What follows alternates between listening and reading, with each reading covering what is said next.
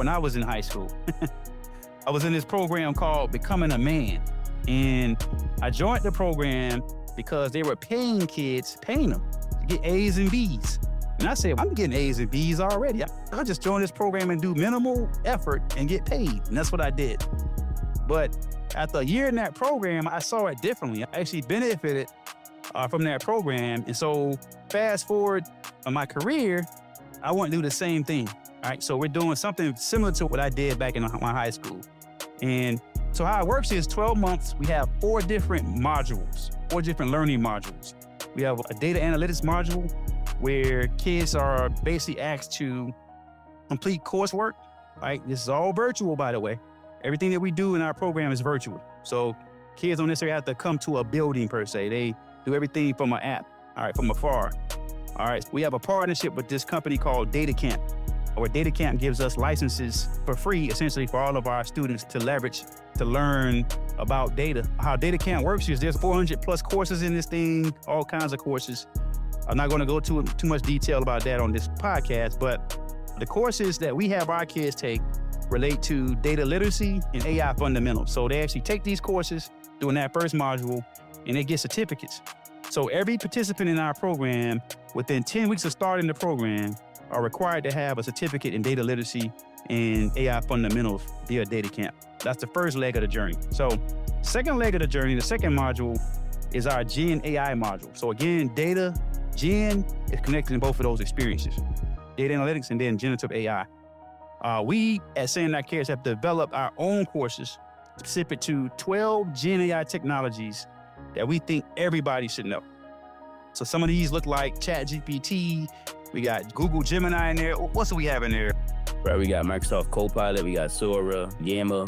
We got a good amount of tools that basically cover every single creative avenue that you can. Yeah. So we got Gamma. Gamma's a cool tool that helps you produce PowerPoints, tell stories with information. You got a tool called Synthesia, right? It helps you produce videos, right? So these kids are getting hands-on experience with these tools for free, essentially, and learning how to use them. And this is all for a greater purpose that I'll talk about in Module 4.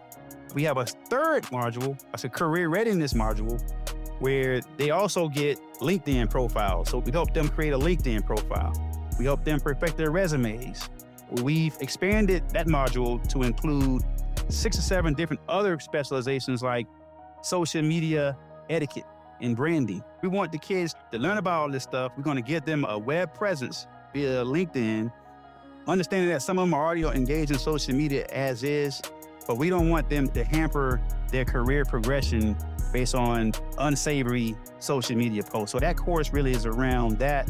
We got a couple other courses in there relating to networking, mentorship. Claudia, do you want to talk more about that networking and the mentorship aspect of the career readiness module?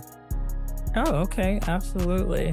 So at DataGen Scholars, we like to emphasize how important relationship building and networking is in the overall scheme of the business professional world. So we want to just bring it to them in the forefront of how important first impressions are to organizations, individuals, and how to present yourself professionally. So with that, we've come up with some modules to show them step-by-step how to do that. And we've seen so much growth in our students from when we started it. And so we were so excited about that piece because, first impressions really, really do matter. And the networking piece is just going into, you just never know who somebody else knows and how they can help you in the future and how that can spiral into something larger. So we've just emphasized and ingrained that in our program. And so we're excited about that piece. 100%. So look, I didn't learn the value of networking until I got to my second degree program, my MBA program. I absolutely didn't know what networking was until I was in my late 20s.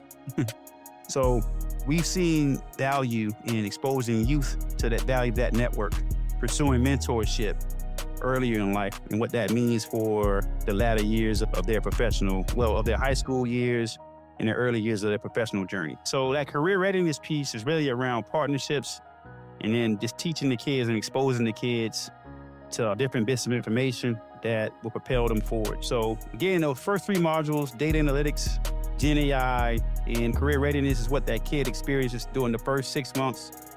Career readiness is something that extends beyond the initial 6 months as well. But the first 3 to 6 months is really around them learning. And along the way, they actually get paid. We have a thing called the money menu. If you pass a certificate or if you set your LinkedIn up, right, you get so much money for that. So kids basically get paid for completing these different tasks during that first phase. At month 6, they're asked to pass an exam. So we give them a quiz where they basically are asked to score themselves on their past learnings. And if they get a successful score, they then move to module 4, which is our AI AIDS program. I should neglected to mention this. Part of that GenAI module is on ethics and responsible use. So it's one thing to give a kid keys to the car, but you need to also give them ways to drive that car and use it responsibly, right? So we do that here. Part of the program is to introduce them to what these technologies are about, specifically the ones that we think hold the most value. And as I said before, it's about 12 of them there. But we also teach them to use it ethically and responsibly. AI is opening up a huge way for us to rethink how education is conducted and offered. But with that comes a lot of responsibility. So again, we preach that to the kids as a part of that module. And when they take that test, that graduation test, if you will, to become that AAIA, they're tested on those ethical principles. It's about 10 of them, and responsible use principles. So what we're going to do, this DataGen piece, we just think this is a huge opportunity for our company, for our brand. I think it's a huge opportunity for school systems across America. Schools aren't required to pay. So this isn't one of those pay-to-play kind of things, right? Our initial investment in this program has been purely from our company. Okay? And as we pursue scale, we're going to, of course, look for opportunities to raise monies from states and maybe the federal government. Potentially, I know things are going a different direction there. But definitely local communities, corporate partnerships, organizations. So we see that being an opportunity for us to gel as a nation, if you will, to empower our youth and to give them another opportunity to learn such that it benefits their tomorrows. So we're going to be doing in a future episode, we have a couple episodes that we have dedicated to some of our kids coming in. We had about 3 or 4 kids that we're going to bring in, maybe more than that we're going to bring in and have them talk a little bit about their experience.